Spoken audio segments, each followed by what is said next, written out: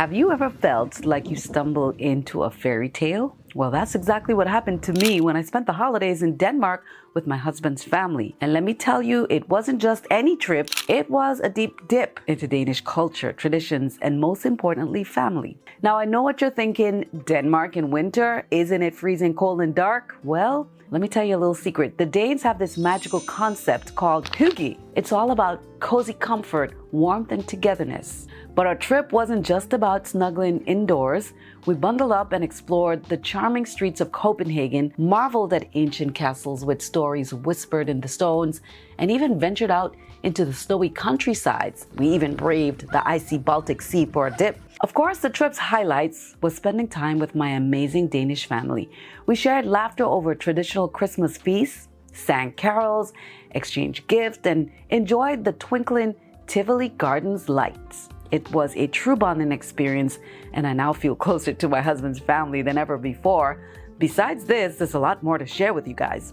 Hello everyone, my name is Sandra Maria Gumensing, and in this video, I'll share with you my incredible holiday adventures in Denmark with my family and some insider tips on planning your own Danish holiday adventure. So stay with me until the end. So we landed in Denmark, right? Cold as heck, but the warmth from my husband's family was like a cozy Danish hug. Seriously, the people there know about hospitality like it's an Olympic sport. We hit the road, cruising through these fairy tale villages that look like they fell straight out of a Hans Christian Andersen story. Colorful houses, rolling landscapes. I half expected a group of elves to pop out and start singing. Danish countryside, you've officially got my vote. Denmark and the US Virgin Islands, my stomping ground, go way back. The US Virgin Islands has a deep Danish root. They ruled the place for centuries, leaving behind Danish-infused architecture, words. And to make you understand this, let me tell you some history. Let's rewind the clock to 1917. Denmark handed the US Virgin Islands over to the United States. Formal transfer of the islands occurred on March 31st, along with a US payment to Denmark of $25 million. Every March 31st, the U.S. Virgin Islands of St. Thomas, St. John, and St. Croix observe Transfer Day to commemorate the sale of the islands from Denmark to the United States. Now, the I Am Queen Mary monument, created by Danish artist Jeanette Ehlers and American Virgin Islands artist Lavon Bell, is an important part of this historical tapestry. I decided to make a pilgrimage to the I Am Queen Mary monument, but sadly, Queen Mary was out for renovations this time. But her story deserves a standing ovation. In 2018, to commemorate the move, a huge sculpture was revealed and placed in front of the West Indian Warehouse in Copenhagen. Being the first monument in Denmark to honor a Black woman, it has garnered international acclaim for its historical importance and is more than an artistic creation. The sculpture celebrates the rebels who said no thank you to colonial oppression. Standing there freezing my toes off, I felt this crazy connection. Various Danish-American ties continue to this day in the US Virgin Islands. Well, here you can see culturally historic buildings like this one. Charlotte Amalie Fort Christian shows the Danish influence of that Danish architecture constructed during the Danish colonial era in the 18th century. Now, this fort is a physical tribute to the island's historical significance. Now let's head back to Denmark. I always get a kick out of these similar street names we have at home, like this one, and even right here on the candy, we have a street with the same name. So I swung by Amalienborg, the royal crib in Copenhagen. 4 palaces huddled around an octagon courtyard. It's like a fancy geometric party where the royals live. Now, I always enjoy watching the guards on duty. Now, nearby, about 9 minutes away, is Christiansborg. Here's a fun fact. In this area, there were thousands of people here to witness the historic event. Denmark's Prime Minister recently played the role of the messenger pigeon, proclaiming Frederik X as the king from the balcony of Christiansborg Palace, and that was on January 14th. It was a royal balcony moment. But let's rewind to a bit more festive times. Danish Christmas. It's like Santa Claus took detour through Hyggeville. It was about Christmas tree decorations that rival a Pinterest board, carols singing that could wake the reindeer, and enough joy to power a small town. They do things a bit differently in Denmark. Merry Christmas from Denmark! Christmas is on December 24th, aka Christmas Eve for us. While the rest of us are probably still shopping for last-minute gifts, the Danes are already feasting on an epic Christmas dinner and tearing into presents, and this was so much fun. Merry Christmas! Ja. Merry Christmas, glædelig jul! Glædelig jul. Merry Christmas! Glædelig jul! Merry Christmas! Merry Christmas! They've even got their own name for Christmas, Yule, so I had fun saying "God Jul" every 5 minutes. And here's where it gets charmingly quirky. They have this tradition of doing a little jig around the Christmas tree.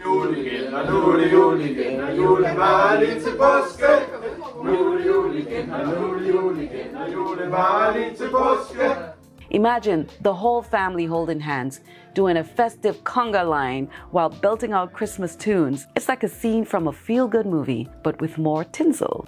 Now let me tell you all about the wonders of Danish cuisine. We tried risselamande, the Christmas dessert that's practically a sport. It's a rice pudding with cherry sauce, and there's a sneaky almond hidden in there. I lucked out and found that almond, earning me a present. The Danes turned this dessert into a competitive treasure hunt. Who knew? But the culinary joyride doesn't stop there. We also had that ebbeskyr, these delightful fried donuts sprinkled with icing sugar. It's like someone took regular donuts and gave them a cozy Danish hug, wash it down with some Christmas fare or glögg, hot mulled wine with candied almonds. My taste buds had their party and I was invited. Now let's talk about the Hygge that I hinted to you about at the very beginning of the video. I've shared this before. It's all about the Danes practically inventing coziness, and they've got it down to an art form. And snuggled up by the fireplace, sipping on hot chocolate and my personal favorite, coffee. Vil du have noget kaffe? Yes! Okay. Tak! Coffee. Perfect. Tak! Velbekomme. Sharing stories and laughing like we're in a sitcom. And the games we played a dice game called 10,000. The whole vibe was pure relaxation, like being wrapped up in a blanket made of good times. I even joined my brother-in-law, Morten, and his son, Albert, to belt out some tunes.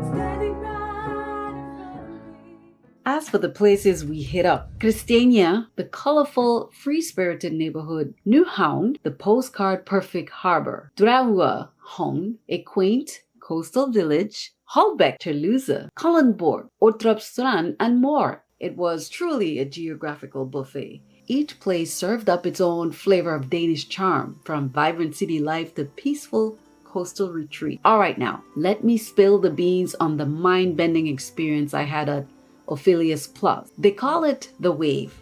It's surely not any other ocean wave. It's an 80-meter long sound and light sculpture with triangular gates of light. A bunch of artists teamed up to create a psychedelic journey of sound and light. It was as if we just entered into a sci-fi movie where the aliens communicate through disco lights. Surreal doesn't even cut it. Look at me in there acting like I'm walking on the runway. We also head to Gisselfeld Clusters Forest in Chile, where they've got this high forest tower. But yeah, if you're afraid of heights, you might want to skip this one.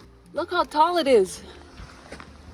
45 meters up in the air. I, on the other hand, decided to conquer my fears. Look, it was inaugurated by the Danish Prime Minister Lars Løkke Rasmussen, and On the 30th of on March the 30th of 2000. March 2019, and I met him. Woohoo! Climbing to the top like I was reaching the VIP section of the forest. Alright, buddy.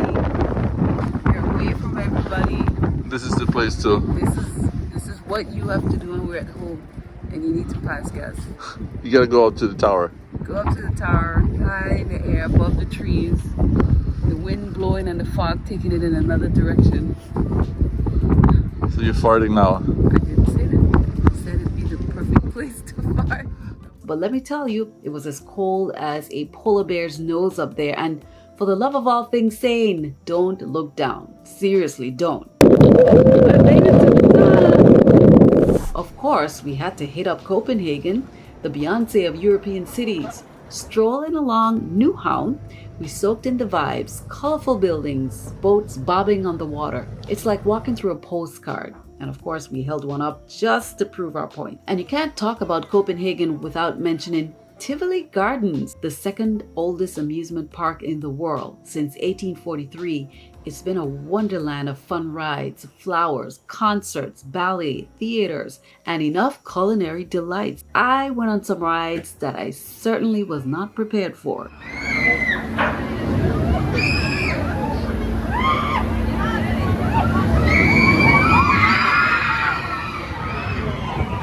I don't know about that one.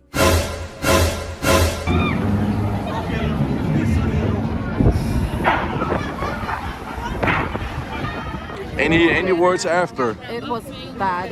Never, ever, ever, ever, ever, ever, ever, ever, ever, ever do that again.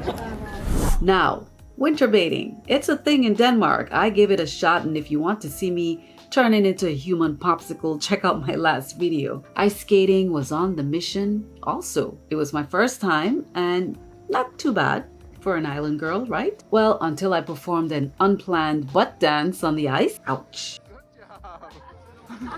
That's a part of it. As the holiday curtain fell, we said our goodbyes to the in-laws, who are basically the MVPs of family gatherings. I always enjoy my time with children, and so sad to say goodbye.